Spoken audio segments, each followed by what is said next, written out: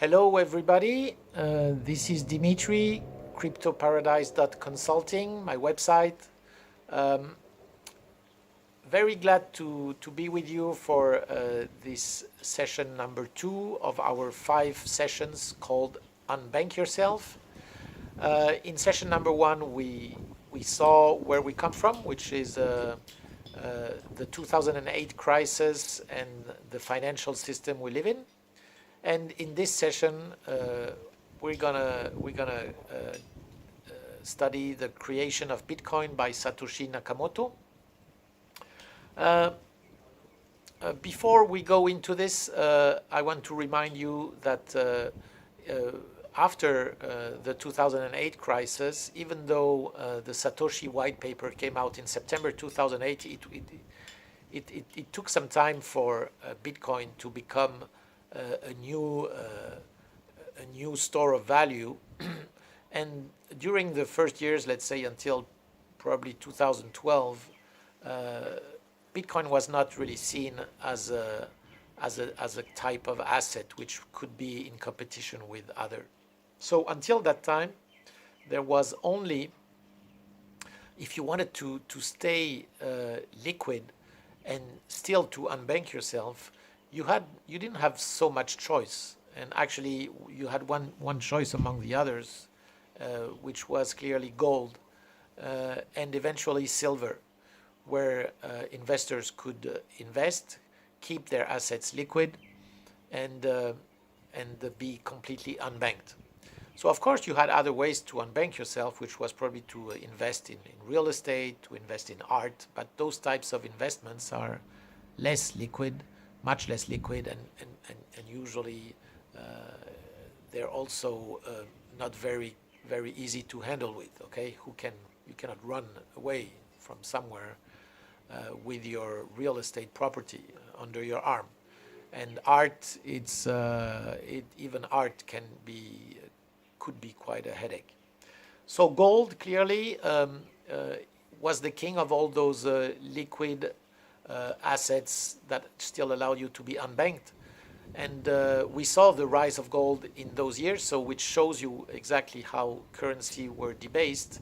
Gold went from its 1971 price at $35 to 800s in the 80s, and then exploded after 2000, and went from around $400 in 2000 and went all the way up to $1,900 in 2009. So until from 2009 until a few months ago, it was moving around $1,300, $1,400, and now it's going back quickly, raising quickly again, and it reached recently $1,700. So we're going to probably see new all-time highs in the weeks or months to come.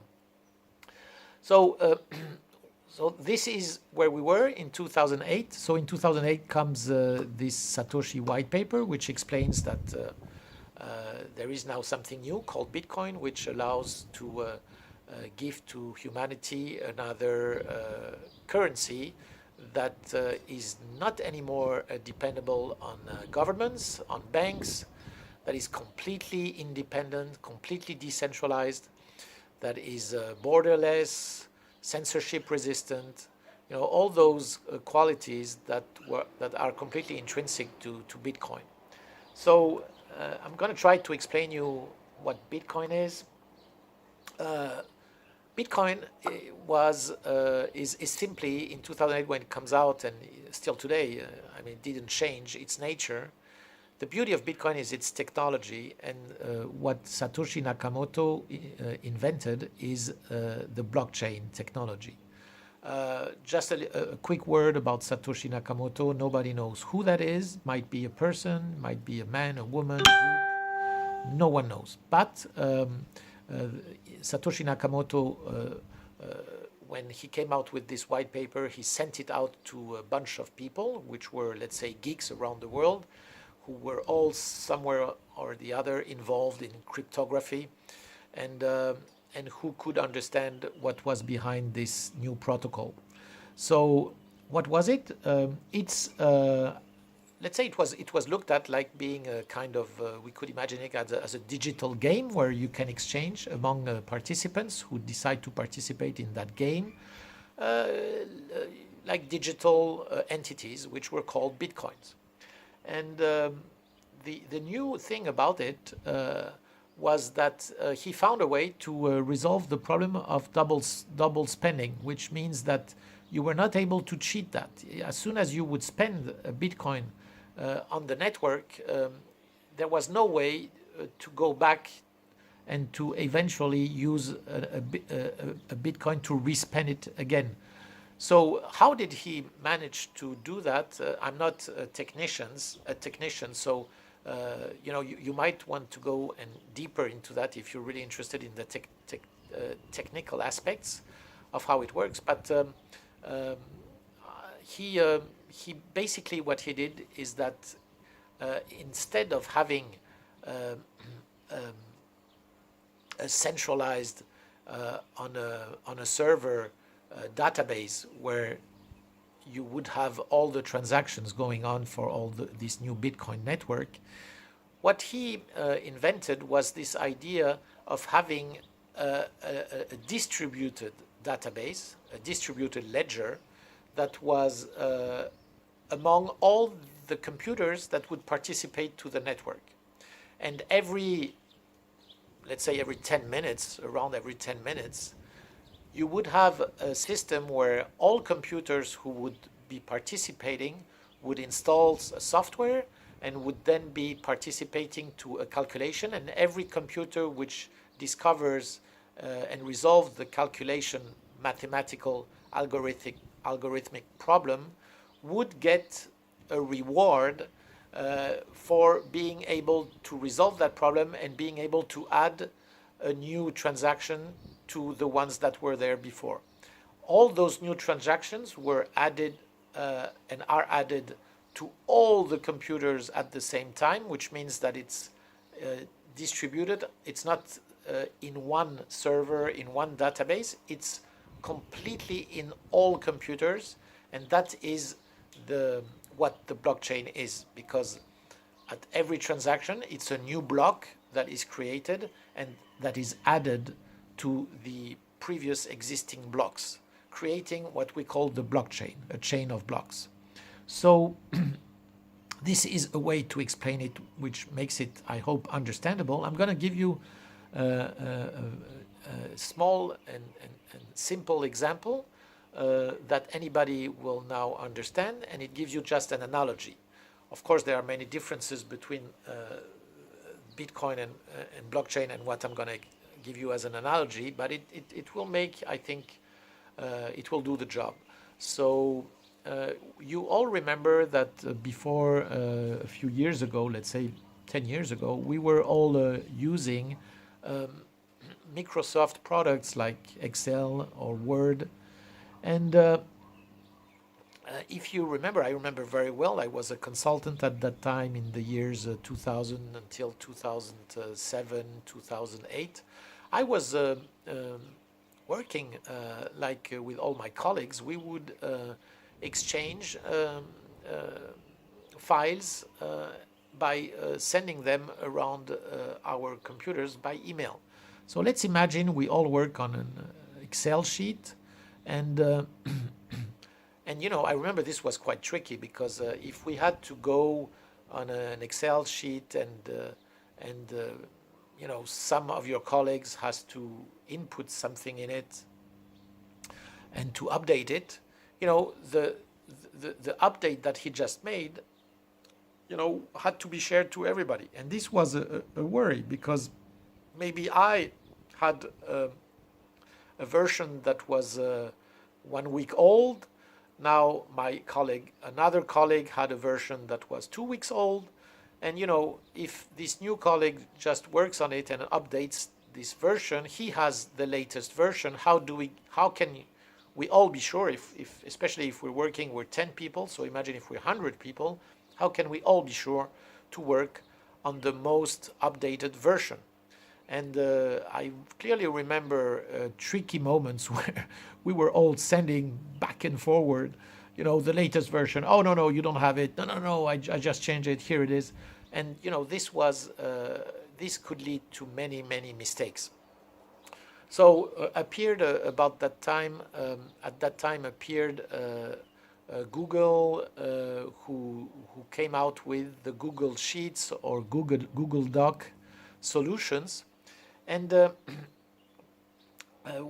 if now, instead of using an Excel sheet that you send around to people and creating the troubles I was just explaining, if instead of that you use now Google Sheets, well, the problem that just simply disappears. Every time you will open a Google Sheet, whoever in your team is, and you can be 100 people, you're sure that you will get, as soon as you open it, the latest version. Why? Because simply on Google Sheets, it's online, and so the latest person who is updating the document, well, the next person who will open it, whoever that is, will get the updated version. So this is a little bit to show you how blockchain works compared to former databases which were on a single server. With blockchain, you are absolutely sure that every time a block is added to the blockchain is updated immediately. And any participant who goes and then wants to check the blockchain or wants to come and participate in it will get the latest version of all the blockchain, which is distributed on every computer which participates to the network. So this is, it seems a quite simple invention actually when you just explain it this way, but the invention is huge and it really changed the game. And so we see how it changed the game today, of course. Well, when you just have to look at the price of Bitcoin. So in 2008 comes out this white paper, and which explains the new protocol and explains that the block number 1, the Genesis block, would be written on January 3rd, 2009. It's exactly what happened.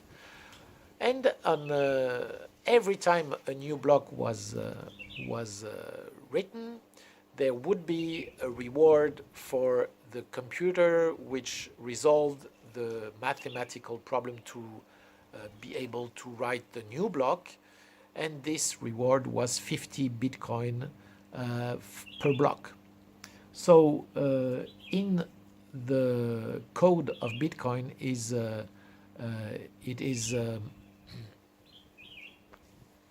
written that every 210,000 blocks there will be a halving. So we all talk about halving today because it just happened. I think yesterday evening.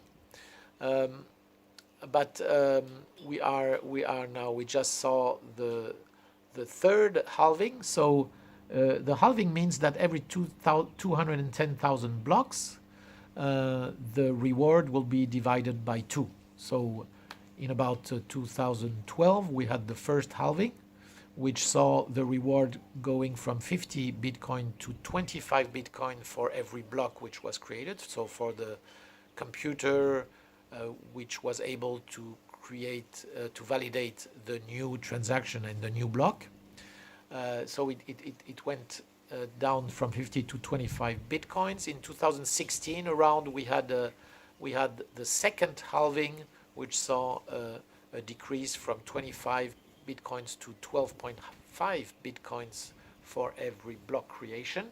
And we just saw yesterday the third halving, with now rewards half of what they were before. So now 6.25 Bitcoins per block. The first years of Bitcoin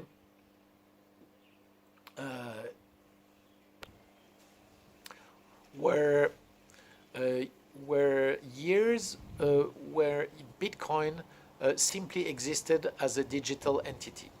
I remember myself seeing Bitcoin in probably 2010, early 2010. I saw the news about Bitcoin.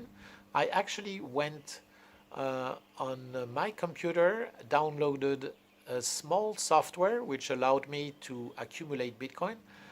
The thing is, and that's the funny part, is that at that time I completely realized that it was a very interesting system, but I absolutely didn't believe that it would have the ability to become and to challenge the monetary system. Absolutely not. I was actually much more interested at that time in gold, and and for some reason, I just remember installing this little software on a computer. I had at that time a bad internet connection, so for 3 hours my my phone was a little down. We couldn't phone anymore because my this little software was using my bandwidth, which was small at that time, and it was in south of France, and I was living in a kind of remote area, so it was a bit complicated. I did it for maybe 3-4 hours, and I saw like a few bunch of satoshis adding, but absolutely this thing had no value at all. And after 3-4 hours, my wife told me, what are you doing? I said, don't worry, putting back everything to normal. And I just erased that software, and that was it. I never was, I never came back to Bitcoin until Bitcoin came a bit out of the wood, of the forest, let's say, when it reached $1 and it went above $1. So, but in this meantime, a lot already had happened. So the first thing to understand is that Bitcoin had zero value for about more than 1 year, and it's only in mid 2010 and 2010 that the first exchange platform had the idea of allowing people to exchange this thing against real money.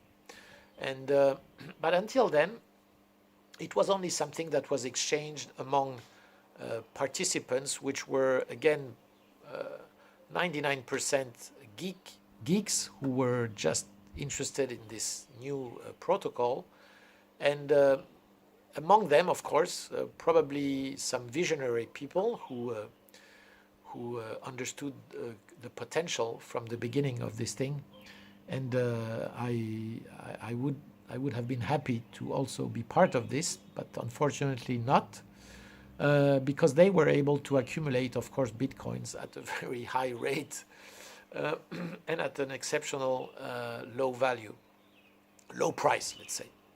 So it's when the first exchange platform, and we're going to talk about this in session number 3, like how Bitcoin and how the exchange platform are really the beginning of reality for Bitcoin, how it becomes reality. But until then, it was more a virtual thing among geek participants who were maybe playing with this, sometimes probably exchanging it against type of maybe software service, coding service, whatever. But it stayed in a very limited group and in a very small ecosystem. And the fact of it not having any type of value in terms of currency made it completely unusable for most of the people. So that was it. And it's again, it's not until the first real big exchange platform was created, which was MTGOX, that Bitcoin came out and became something that some newspapers and some media would start to look at. So that's it for the creation of Bitcoin. Thank you for watching. You can subscribe directly on my blog. Ask me a question there. The website again is cryptoparadise.consulting. You can also subscribe to my YouTube channel in English. And well, thanks for watching. Bye.